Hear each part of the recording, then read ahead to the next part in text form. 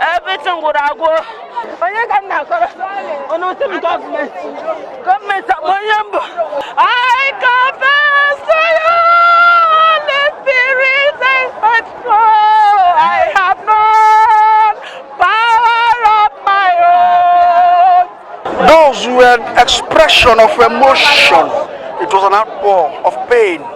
It was an outpour of anguish when traders of this market woke up at the wee hours of the 26th day of May 2020 and met the only source of livelihood gotten by fire. As they continue to count their losses following an early morning fire that consumed everything in the market, although the cause of the fire could not be ascertained It's at the time of filing this report when our news crew visited, but some eyewitnesses attributed it to power surge from the public source. NEPA bring light, the thing spark. The thing spark, it overspark, but they didn't know that the thing is going to affect the market. So as a result of the sparking, the flame of the fire that enter inside the market, where the wire was inside the market, the thing touched nylon. From nylon, it start exploding. Then people didn't know that the thing is going to be like that. Why people were outside selling? Because today is not market, nobody is inside the market. So they didn't know before they could be able to find out the thing has entered somebody's shop. From there, the thing keep on exploding. They started to call fire service. The fire service that came, they don't have water in their tank. This pastor should be looking into. What are they doing? Are they ghost workers? Are they paid to sit in the office and answer names? When the citizens protect themselves? If they don't control this thing, on a very good day, the citizens will be forced to protect themselves by themselves. How can the citizens be fighting to protect the fire when we have the fire service in Nigeria? We have it in Delta State. Why? I am so disappointed in Delta State government. Market is not well planned. Do you understand? If there is a fire service here, there's no entrance to quench the fire. And our security in the market, they are not helping matter.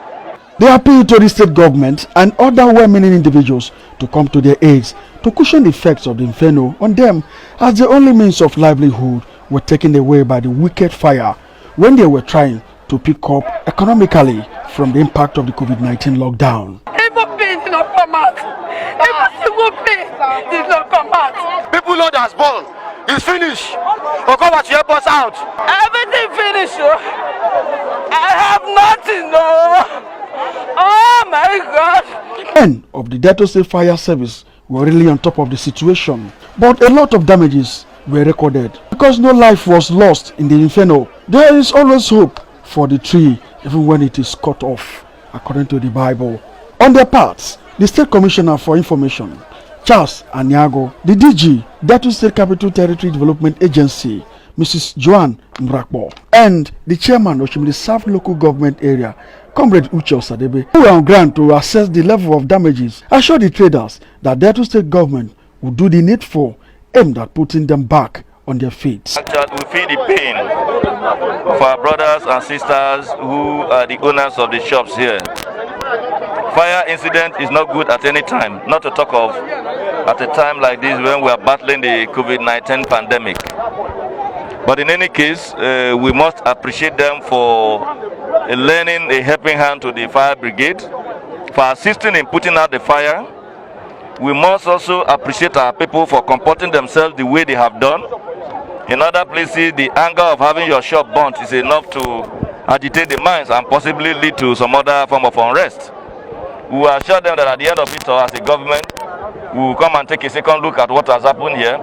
We may not have the capacity to restore everybody to where they were before this fire incident. This market is so strategic, and this market has enough economic importance to the state and to the local government. Look, we have to sit down with the local government, capital territory, and replan the market. You must have spaces for people to pass. You must have spaces for vehicles to pass. You don't occupy every ground in the name of selling. That is the greatest challenge we have. Then there must be some prohibitions. People should no longer be allowed to sleep inside the market. There should be a closing time. When you close, you go home. You don't close. Some of them take the market as part of their abode. Some can cook. You can start cooking and fall asleep. We need to pray for this our Sabah, especially this our Delta State, this our Sabah, because what is happening now I don't understand. from beautifying the Asaba, and you know it affects many people. And after that COVID-19 starts, we go indoor. After the indoor now, what happened in Ogbogonogo today? It's a very big thing.